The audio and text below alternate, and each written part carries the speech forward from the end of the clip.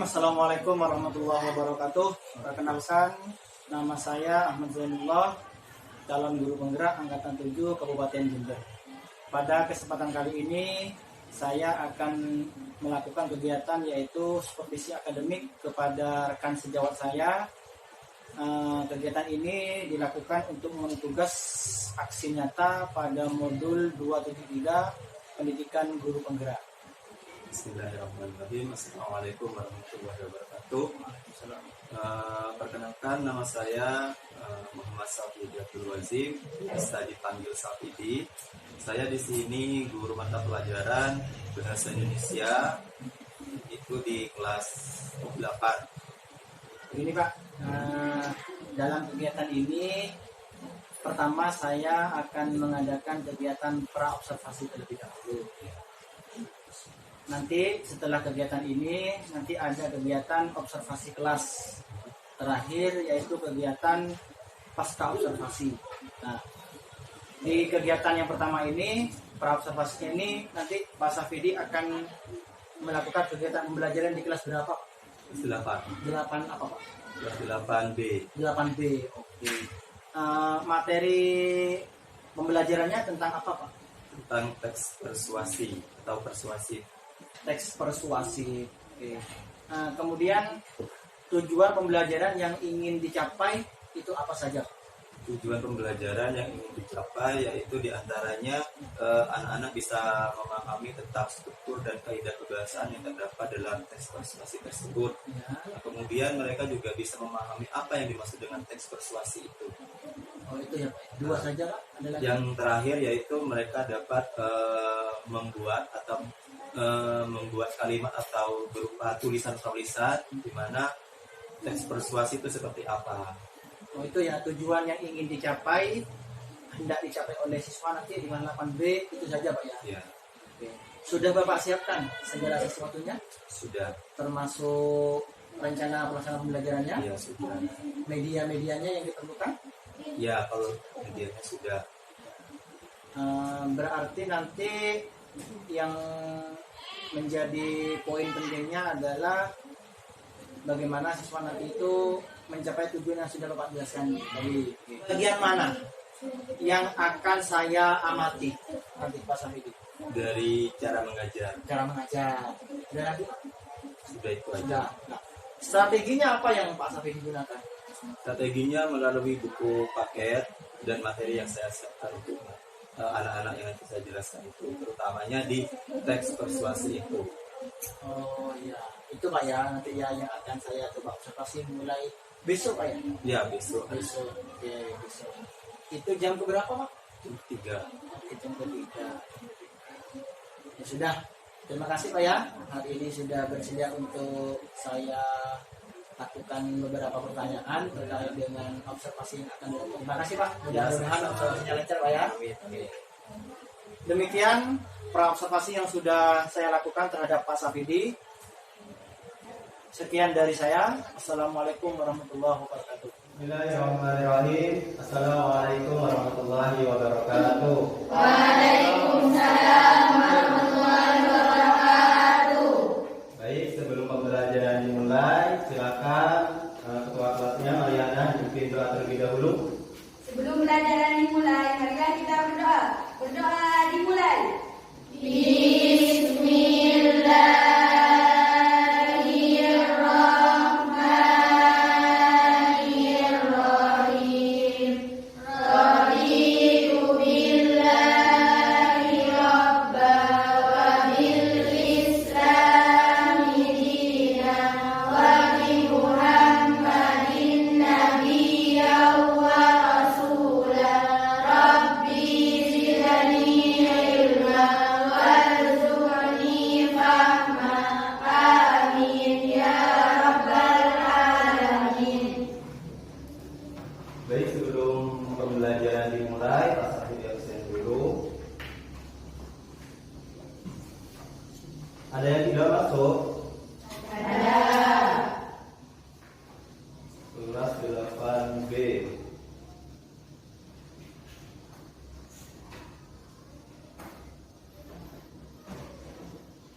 Aidatul Tasfiyah Aira Dewi Jaya. Kemana? Apa berarti? Citra Kameli Nafiatul Siti Rodia Wasila. Kemana? Zahratus kita. Baik, Pak Sahil lanjutkan ke materinya. Sekarang materinya yaitu tentang teks persuasif, ya. Nah, di mana di dalam teks persuasif itu bahwasanya bahasa persuasif itu merupakan bahasa yang bersifat membujuk, ya. Jadi persuasif itu bersifat membujuk, meyakinkan atau mengubah serta mempengaruhi seseorang untuk percaya dengan teks yang kita sampaikan itu. Nah, jadi di mana di dalam bahasa persuasif itu merupakan bahasa yang bersifat membujuk. Jadi di sini materinya sekarang yaitu berupa teks persuasi atau persuasif, ya. Jadi di mana dalam pengertian teks persuasif yaitu teks persuasif itu bersifat apa? Bersifat membujuk atau berisi tentang ajakan atau bujukan yang nantinya yaitu pembacanya agar melakukan atau mengikuti apa yang kita sampaikan atau ajakan dalam teks tersebut. Jadi di mana dalam pengertian teks persuasi atau persuasif itu teks yang berisi atau berupa bujukan atau ajakan yang mempengaruhi pembaca. Itu adalah pengertian dari teks persuasi atau persuasif. Nah, kemudian di mana di dalam pengertian tersebut yaitu ada tujuannya, ya.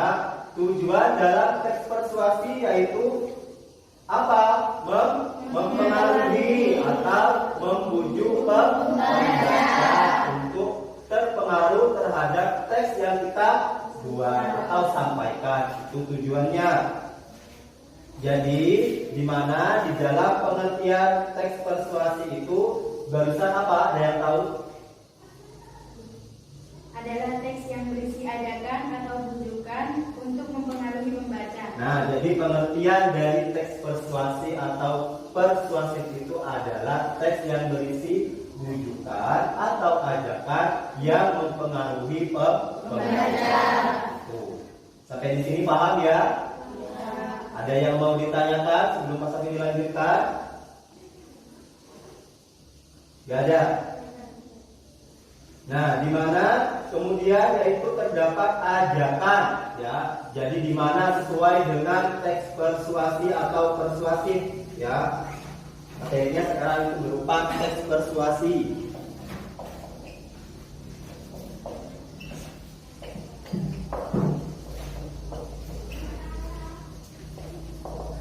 Nah, di mana barusan teks persuasi itu adalah teks yang berisi bujukan atau ajakan yang mempengaruhi pembaca. Nah, di mana di dalam ajakan dalam teks persuasi itu merupakan apa? Merupakan kata-kata yang membujuk atau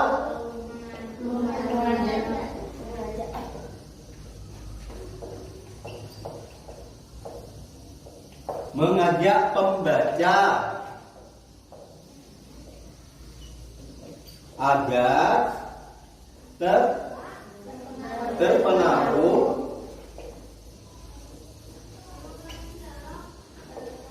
terhadap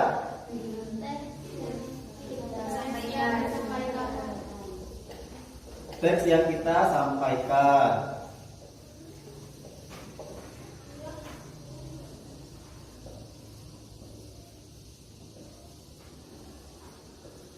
Nah, berarti ini adalah teks persuasi di mana di dalam teks persuasi itu berupa ajakan. Jadi isinya itu berupa kata-kata yang di mana kata-kata itu memiliki tujuan yaitu berupa bujukan atau ajakan itu. Sampai di sini paham ya? Baik, pasal ini lanjutkan. Di mana di dalam tadi pasal ini sudah menjelaskan yaitu pengertian dari teks persuasi. Nah, kemudian terdapat ajakan dalam teks persuasi. Nah, dari pengertian dan ajakan dalam teks persuasi barusan yang sudah pasal ini dijelaskan, mungkin ada yang mau ditanyakan sebelum pasal ini dilanjutkan.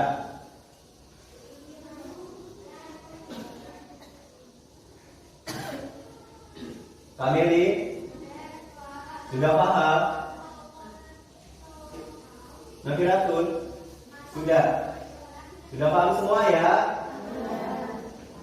Baik, pasal ini dilanjutkan ke materi berikutnya, yaitu berupa struktur dan kaidah kebahasaan dalam teks persuasi. Ya, di mana di dalam struktur teks persuasi itu yang pertama itu terdapat pengenalan isu. Nah, di buku WKS ada ya. Di mana yang pertama itu terdapat pengenalan isu, kemudian terdapat rangkaian argumen, kemudian pernyataan ajakan dan itu merupakan struktur dari teks persuasi. Nah, di mana di dalam pengenalan isu, nah, itu struktur teks persuasi yang pertama yaitu pengenalan isu. Yang pertama itu berupa apa isinya? Pengantar ya, atau penyampaian masalah yang ada di dalam teks tersebut. Nah, jadi struktur teks persuasi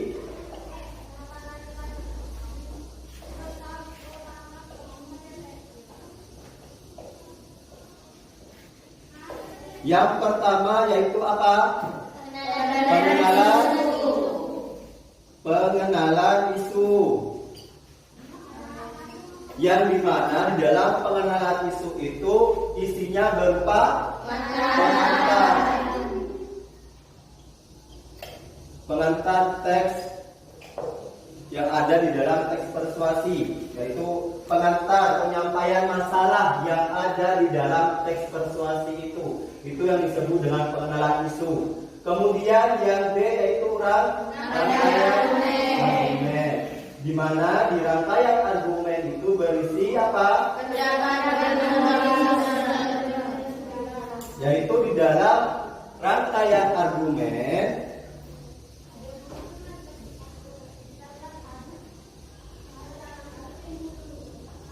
isinya berupa apa? Pendapat penulis,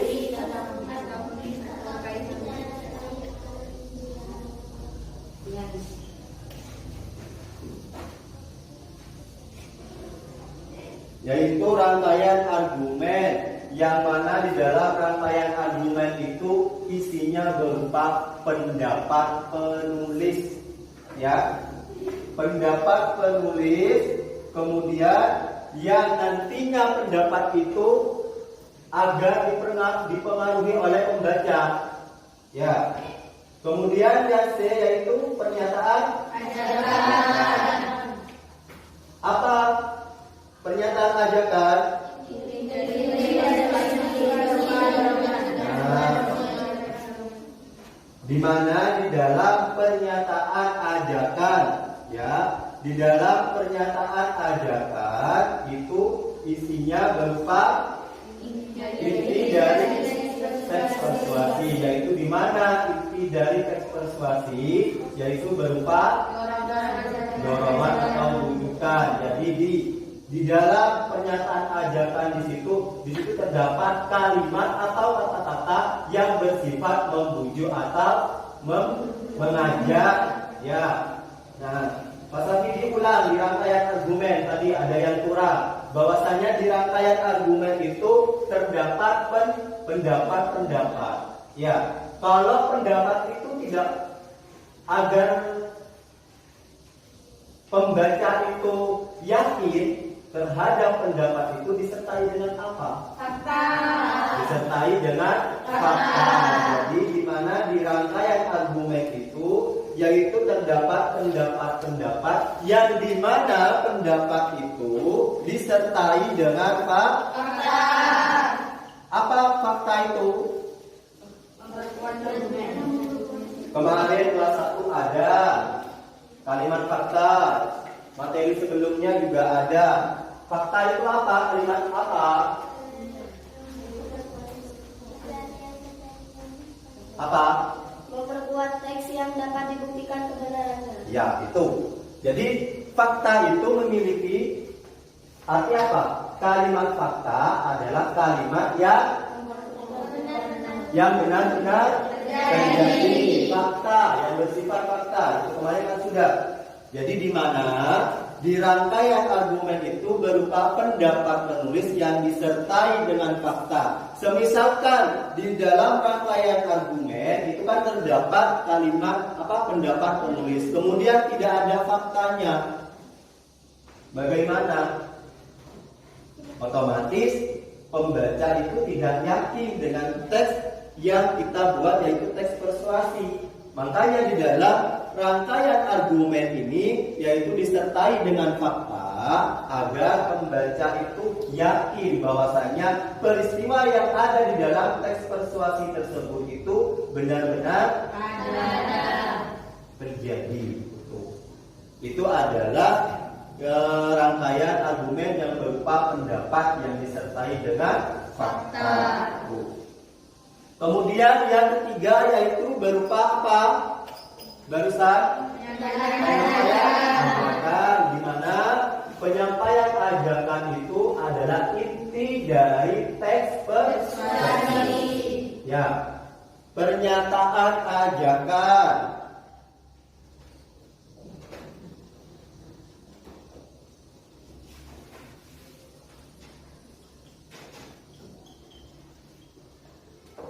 Pernyataan ajakan itu adalah inti inti dari teks Persuasi.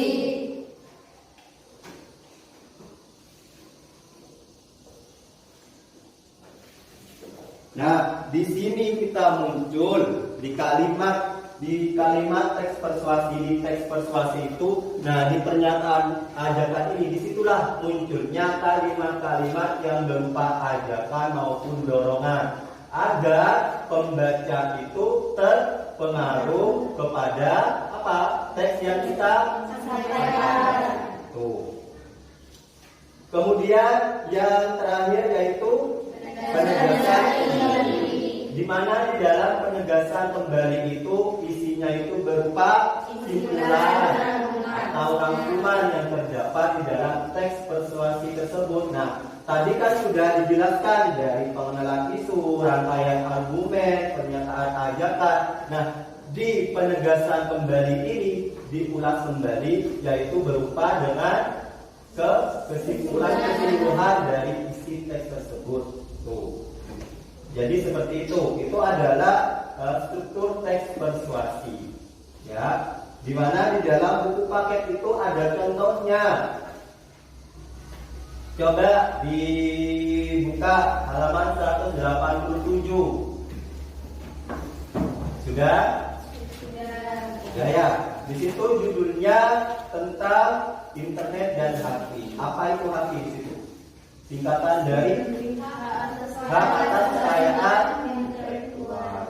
Nah, di situ sudah terdapat struktur dari teks persuasi. Ya. Nah, di situ sudah jelas yang paragraf pertama itu pengenalan isu, kemudian rangkaian argumen, ajakan-ajakan dan penegasan kembali. Nah, di situ berupa soal ya. Itu soal dari tabel yang di atas itu. Nah, di mana tabel di atas itu soalnya yaitu yang pertama pengenalan isu, rangkaian argumen, ajakan-ajakan dan penegasan kembali. Nah, itu salah satu contoh di bawah itu. Contohnya itu di situ. Nah, itu tabel itu dari contoh itu kalian harus menemukan mana yang dimaksud dengan pengenalan isu, rangkaian argumen, ajakan-ajakan dan sampaikan di materinya, yaitu pengenalan isu itu berupa apa? Penyampaian masalahnya. Ya, ada di paragraf keberapa itu? Nah, seperti itu. Nah, kemudian yang B yaitu rangkaian argumen. Yaitu apa rangkaian argumen? Barusan pendapat. Jadi kalian di situ dari tabel teks persuasi yang di bawah itu. Nah, jadi kalian harus menemukan pendapat-pendapat yang ada di dalam teks tersebut yang kemudian disertai dengan fakta. Ya. Nah, itu. Kemudian yang C itu berupa ajakan. Jadi kalian mencari kalimat ajakan yang terdapat di dalam teks persuasi di bawah itu. Kemudian yang D yaitu penegasan kembali, yaitu berupa kesesuaian. Seperti itu. Baik, saya lanjutkan. Ada yang mau ditanyakan?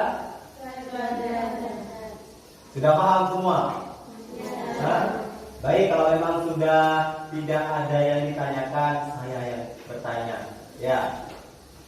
Nah, seperti biasa, kalau anak-anak tidak bertanya otomatis sudah paham. Ya. Jadi kalau memang sudah paham, Pak Sawidi tanya sekarang. Nah, barusan di dalam struktur teks persuasi itu terdapat beberapa struktur. Yang pertama itu ada pengenalan isu. Kemudian yang kedua rangkaian argumen. Kemudian yang ketiga penyampaian ajakan. Terus yang terakhir penegasan kembali. Nah, sekarang saya tanya sama Kamelin. Ya, coba saya tanya sama Kamelin. Tadi kan tidak ada yang bertanya, otomatis sudah paham semua. Ya, nah, yang dimaksud dengan rangkaian argumen itu yang seperti apa? Pemahamannya Kamelin tidak boleh sama seperti di papan yang Pak Sani jelaskan. Rangkaian argumen adalah suatu teks yang berisi ajakan untuk mengaliri pembaca. Benar? Ada yang mau membenarkan? Rangkaian argumen apa? Apa rangkaian argumen? Yaitu berupa apa barusan? Ayo. Jadi rangkaian argumen itu berupa pendapat, yang dimana dalam rangkaian argumen itu pendapat yang disertai fakta. Tuh, jadi dimana rangkaian argumen itu berupa pendapat yang disertai fakta. Kemudian yang awal tadi ada pengenalan isu. Coba sekarang saya tanya, apa yang dimaksud dengan pengenalan isu? Citra, apa sih? Pengenalan isu berupa pengantar atau penyampaian masalah. Benar kan? Benar. Ya, jadi pengenalan isu itu berupa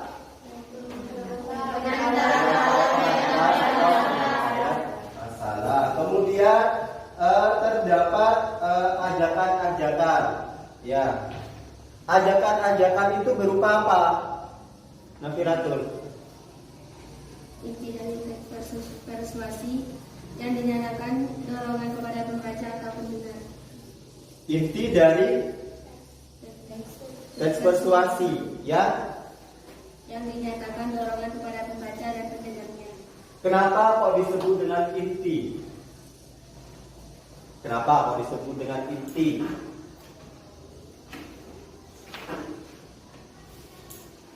Kenapa? Ada yang tahu? Kenapa ajakan-ajakan itu disebut dengan inti dari teks persuasi? Kenapa? Karena teks persuasi sendiri memiliki tujuan untuk mempengaruhi pembaca dengan menyampaikan ajakan dalam isi teks tersebut. Ya, jadi di mana di situ disebut dengan inti dari teks persuasi sesuai dengan materinya, yaitu Teks persuasi yang dimana teks persuasi itu merupakan teks yang bersifat membujuk atau mempengaruhi pembaca. Seperti itu. Kemudian yang terakhir yaitu penegasan kembali. Ya, penegasan kembali itu di situ isinya berupa apa tahun?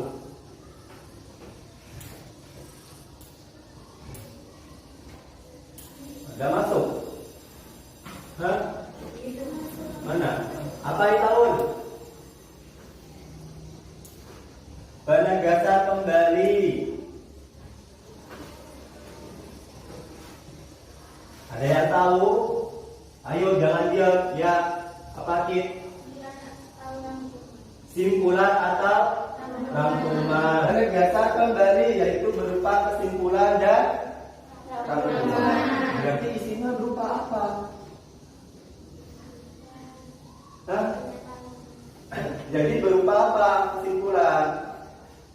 Jadi isinya itu berupa apa? Ringkasan dari pernyataan yang ada dalam teks persuasi tersebut. Baru disimpulkan di akhir yaitu di penegasan kembali yaitu berupa sudah paham ya? Ada yang mau ditanyakan? Insya Allah katanya. Pak Guru, bagaimana cara merumuskan kesimpulan teks persuasi? Bagaimana cara merumuskan? Ya, caranya merumuskan kesimpulan itu. Nah, jadi yang pertama itu kalian harus bisa memahami isi dari teks persuasi tersebut. Ya, jadi yang pertama kan di situ sudah ada strukturnya. Jadi yang pertama kalian harus mengetahui apa isi dari teks tersebut. Ya, di situ kan pengenalan isu itu isinya berupa pengantar. Jadi kalian baca dulu apa isinya. Nah, kemudian di rangkaian argumen itu berupa pendapat dan fakta. Apa pendapat-pendapat penulis yang ada dalam teks tersebut? Ya. Kemudian yang ketiga yaitu berupa ajakan ya. Jadi kalian melihat kalimat ajakannya di situ apa saja. Nah, dari beberapa struktur tersebut yang sudah tadi Mas Hafiz disebutkan, sampaikan. Nah, jadi dari situ kalian dapat menemukan kesimpulan dari teks persuasi. Seperti itu. Ada yang mau ditanyakan? Sudah? Baik, kalau memang tidak ada yang mau ditanyakan, silahkan dibuka halaman 187 ya. Nah, di situ ada tugas di buku paket kegiatan 7.5 di mana perintahnya yang pertama, bacalah teks di bawah ini dengan baik, yaitu teksnya yang tadi Pak Fabi dibuat contoh yaitu judulnya internet dan hati. Ya, silakan kalian baca teksnya tersebut, kemudian kalian cari struktur teks persuasinya, ya, di mana di situ ada pengenalan isu, rangkaian argumen, ajakan-ajakan dan penegasan kembali. Nah, kalian cari di situ ada di paragraf keberapa pengenalan isu itu ada di paragraf keberapa, kemudian rangkaian argumen itu ada di paragraf berapa, kemudian ajakan-ajakan itu terdapat di paragraf keberapa, dan penegasan kembali itu ada di paragraf berapa. Nah, di situ ada 7 paragraf. Silakan kalian cari ada di paragraf keberapa, kemudian alasannya kenapa itu disebut dengan pengenalan isu. Dijelaskan karena di dalam teks tersebut yaitu terdapat pengantar yang berupa apa. Seperti itu. Paham ya? Nah, silakan itu dibuat tugas. Dibuat tabel ya. Besok ada pertemuannya Pak Safidi lagi. Silakan besok harus bisa selesai semua dikumpulkan tepat waktu. Paham? Paham. Sebelum Pak Safidi akhiri ada yang mau ditanyakan tentang tugas atau materinya? Tidak ada. Baik, sudah. Kalau memang tidak ada yang mau ditanyakan, jangan lupa dikerjakan tugasnya. Kita ketemu besok pembelajaran bahasa Indonesia lagi. Saya akhiri pertemuan hari ini. Assalamualaikum warahmatullahi wabarakatuh. Waalaikumsalam warahmatullahi wabarakatuh. kemarin Pak Safidi sudah melakukan kegiatan pembelajaran yang sudah saya perhatikan di kelasnya. Alhamdulillah, saya setelah memperhatikan apa yang sudah saya lihat, apa yang sudah saya amati sesuai dengan apa yang sudah menjadi kesepakatan kita, bahwasanya yang ingin Pak Safidi amati itu adalah bagian dari cara mengajarnya Pak Safidi. Nah, itu kemarin. Nah, berdasarkan dari hasil observasi itu, pertama saya mau tanya dulu ke Pak Safidi nih, apa yang Pak Safidi rasakan di saat kegiatan pembelajaran kemarin itu, yang di saat saya amati, bagaimana perasaannya Pak Safidi? Ya, perasaannya saya ya senang karena bisa diamati, karena bisa nantinya saya mungkin ada yang kurang atau salah atau gimana, nanti kan ada koreksian dari pendengar Bahan pembelajaran. ya, nantinya kan bisa saya perbaiki gitu. Kemudian Pak Safidi dulu nih. Nah, sebelum saya menyampaikan hasil observasi saya, apa yang sudah baik dan apa yang perlu diperbaiki dari pembelajaran Pak Safidi yang kemarin? Yang sudah baik menurut saya ini. Iya. Menurut saya yang sudah baik itu mungkin cara menjelaskan saya ke anak-anak itu kan materinya terperinci, ya, terstruktur, berurutan. Yang saya harus koreksi, yang harus diperbaiki ya mungkin kemarin ketika proses pembelajaran kan anak-anak tuh hening, ya tidak ada yang bertanya, harus saya dulu yang memancingnya, tidak ada inisiatif dari mereka seperti itu. Itu aja Pak ya. Oke, sekarang saya akan menyampaikan hasil observasi saya tentang apa yang sudah Pak Safidi lakukan di kelas. Yang pertama, dari sisi positifnya dulu apa negatifnya dulu? Positif dulu, oke. Positif yang pertama yang sudah Pak Safidi lakukan di dalam kelas itu, di awal Pak Safidi sudah mengawali kegiatan pembelajaran dengan mengajak mereka untuk lebih aktif lagi. Dengan yang pertama, mengajak mereka untuk berdoa. Kedua, mengajak mereka untuk di absen. Artinya Pak Safidi itu mengetahui kehadiran mereka. Kemudian di tengah pembelajaran, Pak Safidi sudah berusaha mengajak siswa untuk terlibat aktif dalam kegiatan pembelajaran dengan memberikan bermacam-macam pertanyaan pemantik yang bisa menggugah mereka untuk menjawabnya. Itu sudah usaha dari Pak Safidi. Kemudian di akhir pembelajaran, Pak Safidi sudah memberikan kesimpulan, sudah memberikan suatu pembelajaran inti daripada materi yang sudah Pak Safidi sampaikan. Itu sisi positifnya. Yang pertama yang harus saya sampaikan terkait dengan pembelajaran Pak Safidi, pada proses kegiatan pembelajaran di awal, Pak Safidi perlu menambahkan kegiatan-kegiatan yang mengajak siswa untuk lebih hadir seutuhnya di kelas itu. Karena kita kan nggak paham tuh Pak, anak-anak yang sekian banyak itu kan perasaan mereka kan kita nggak tahu tuh. Nah, macam-macam, ada yang kecewa, ada yang sedih, bahkan kita kan nggak paham. Nah, bagaimana cara kita untuk bisa menghadirkan mereka seutuhnya ke dalam kelas? Kita bisa menggunakan teknik mindfulness. Kemudian ada cara lain yang bisa Pak Safidi lakukan untuk membuat siswa itu bisa hadir seutuhnya di kelas, yaitu dengan memberikan semacam tepuk semangat yang sudah saya berikan kemarin di OSIS. Nah, itu bisa Pak Safidi lakukan untuk mereka biar dapat hadir seutuhnya di kelas. Nah, kemudian pada kegiatan inti, Pak Safidi masih yang terlalu aktif itu masih Pak Safidi. Siswa masih belum terlibat secara aktif.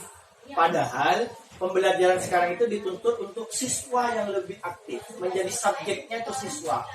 Jadi hal yang bisa Pak Safidi lakukan untuk menumbuhkan keaktifan siswa itu dengan memberikan sebuah pembelajaran yang mana pembelajaran itu dilakukan tidak hanya dengan satu strategi Pak.